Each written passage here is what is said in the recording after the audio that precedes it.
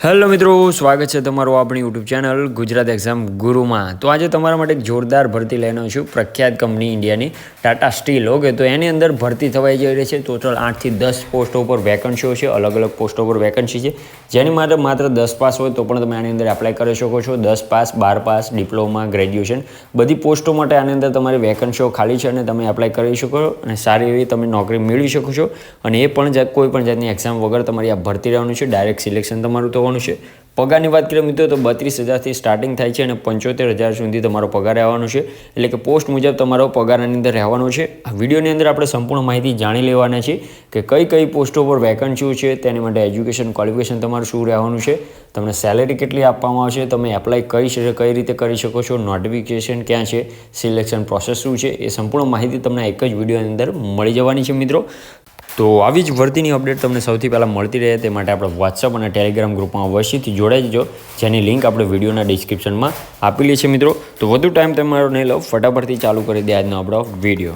સૌથી પહેલાં ફટાફટથી ઓવરવ્યૂ લઈ લઈએ, ત્યારબાદ આપણે સ્ટેપ બાય સ્ટેપ સંપૂર્ણ માહિતી જાણી લઈશું। ભરતી સંસ્થા એટલે કે ઓર્ગેનાઇઝેશનની વાત કરીએ મિત્રો તો ટાટા સ્ટીલની આપણી ભરતી સંસ્થા રહેવાની છે। અને પોસ્ટની વાત કરીએ તો ઘણી બધી પોસ્ટ છે, 8 થી 10 પોસ્ટો ઉપર ભરતીઓ છે, અલગ અલગ પોસ્ટ ઉપર કેટલી વેકન્સી છે એ પણ તમને જણાવી દઈશ। મોડ ઓફ એપ્લાયની વાત કરીએ તો મિત્રો તમારે ઓનલાઈન એપ્લાય કરવાનું રહેશે, જેની લિંક હું વિડીયોના ડિસ્ક્રિપ્શનમાં અથવા તો વોટ્સઅપના અથવા ટેલિગ્રામ ગ્રુપમાં આપી દેવાનો છું। જોબ લોકેશનની વાત કરીએ મિત્રો તો ઓલ ઓવર ઇન્ડિયાની અંદર આ વેકન્સી રહેવાની છે। સેલેરીની વાત કરીએ મિત્રો તો 32,000થી 75,000 સુધી તમારી સેલેરી રહેવાની છે, જે પોસ્ટ મુજબ અલગ અલગ રહેવાની છે। ઓકે, તો જાણીએ કઈ પોસ્ટો પર કેટલી વેકન્સીઓ છે, શું છે। તો પહેલી આપણી પોસ્ટ છે પ્રોડક્ટ મેનેજરની, ત્યારબાદ છે મેનેજર તરીકેની, ત્યારબાદ છે senior manager, officers, deputy directors, senior account officer, assistant account officer, engineer, technician, accountant, stenographer, assistant અને એની સિવાયની અલગ પોસ્ટો છે, 4 થી 5 પોસ્ટો। તો આ બધી પોસ્ટો પર વેકન્સીઓ છે। એની અંદર લાયકાતની વાત કરીએ મિત્રો તો 10 પાસ, 12 પાસ, ગ્રેજ્યુએશન અને ડિપ્લોમા માગેલું છે। જો આ ઉપર પણ વિડીયો બનાવવા જવું અલગ અલગ પોસ્ટ માટે તો વિડીયો ઘણો લાંબો થઈ જાય છે, એટલે તમને નોટિફિકેશનની લિસ્ટ આપી દઈશ। ઓકે, ત્યાંથી તમે જોઈ અને આરામથી ચેક કરી શકો છો મિત્રો। સેલેરીની પણ તમને એમાં ડિટેલ મળી જવાની છે, 32,000થી 75,000 તમારી અંદર સેલેરી રહેવાની છે। ઓકે, એજ લિમિટેશનની વાત કરેલી મિત્રો તો 18 થી 55 વર્ષ તમારે આની માટે એજ લિમિટેશન રહેવાની છે, અને ગવર્મેન્ટ નિયમ મુજબ જે છૂટછાટ મળવાપાત્ર છે એ પણ તમને આની અંદર મળી રહેવાનું છે।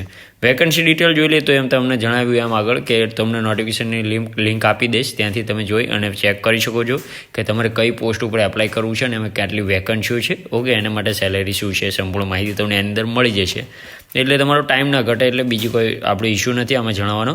ઓકે, એપ્લિકેશન ફીસ જોઈ લે તો જનરલ, ઈડબ્લ્યુએસ, ઓબીસી તમે કોઈ પણ કેટેગરીમાંથી આવતા હોય તો તમારે કોઈ પણ જાતની ફી ભરવાની નથી, માત્ર ઓફિશિયલ લિંકમાં જઈને અને એપ્લાય કરવાનું છે। સિલેક્શન પ્રોસેસ હું આગળ સમજાવું છું।